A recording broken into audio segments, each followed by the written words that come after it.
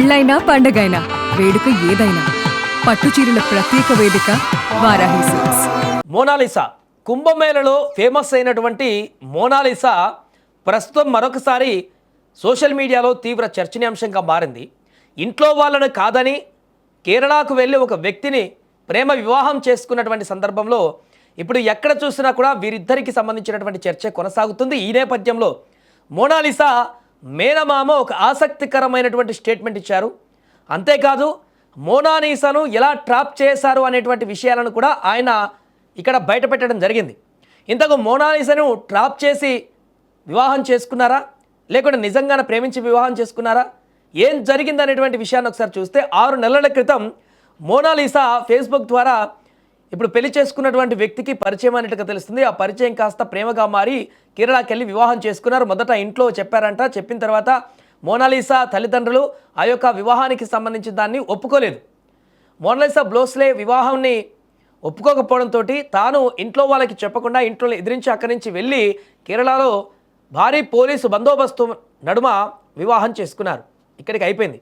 అయితే ఇప్పుడు ఈమె చేసుకున్నటువంటి వివాహం వివాదానికి దారితీసింది. తమ అమ్మాయిని కేరళలోని అత్తింటి వారు మోసగించి వలలో వేసుకొని పెళ్లి చేసుకున్నారని ఇప్పుడు మోనాలిసా బంధువు విజయ్ భోస్లే అనేటువంటి ఒక వ్యక్తి సంచలన ఆరోపణలు చేశారు. ఈ మతాంతర వివాహము తమకు ఏమాత్రం ఆమోదయోగ్యం కాదని కూడా ఆయన స్పష్టం చేశారు.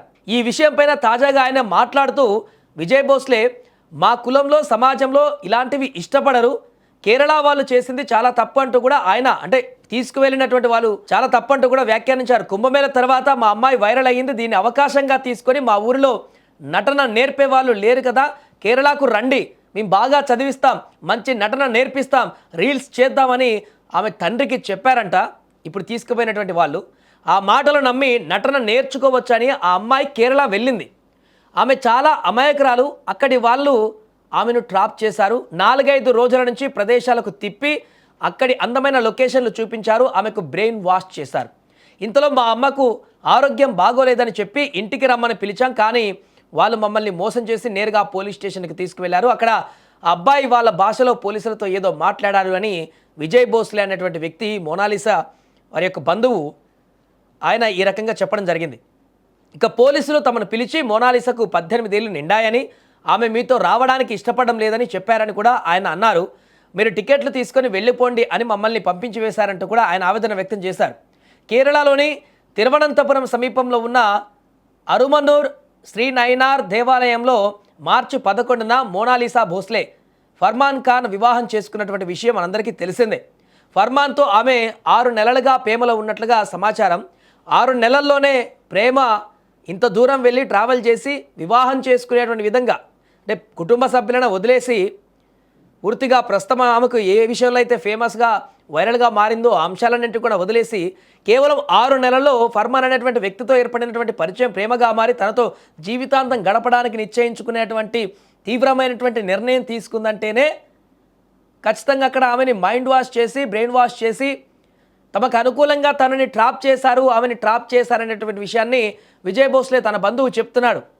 ఏదేమైనా మోనాలిసా ప్రేమ వివాహం అనేది ఇప్పుడు దేశవ్యాప్తంగా చర్చనీయాంశంగా అయింది. రకరకాల అంశాలు దీంట్లో తెరపైకి వస్తున్నాయి. చాలా కామెంట్లు కూడా వస్తున్నాయి.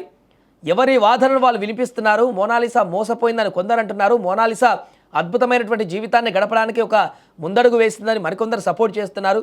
ఏదేమైనా తన బంధువు విజయ్ భోస్లే చేసినటువంటి కామెంట్స్ తోటైతే బంధువులు ఈ యొక్క వివాహానికి ఎంతమాత్రం కూడా ఇష్టపడలేదు.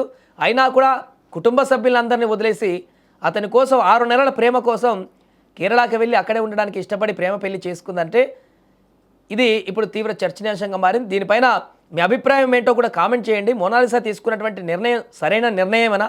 కుటుంబ సభ్యులను కాదని కుటుంబ సభ్యులను ఒప్పించి ముందుకు వెళ్ళి ఇంకొంత టైం తీసుకొని ముందుకు వెళ్తే బాగుండేదా, లేదంటే కుటుంబ సభ్యుల కంటే కూడా ప్రేమించిన వ్యక్తి బాగా చూసుకుంటాడనేటువంటి ధైర్యంతో వెళ్ళిపోయింది కాబట్టి అది కూడా కరెక్టే అంటారా? మీ అభిప్రాయం ఏంటో కూడా కామెంట్ చేయండి.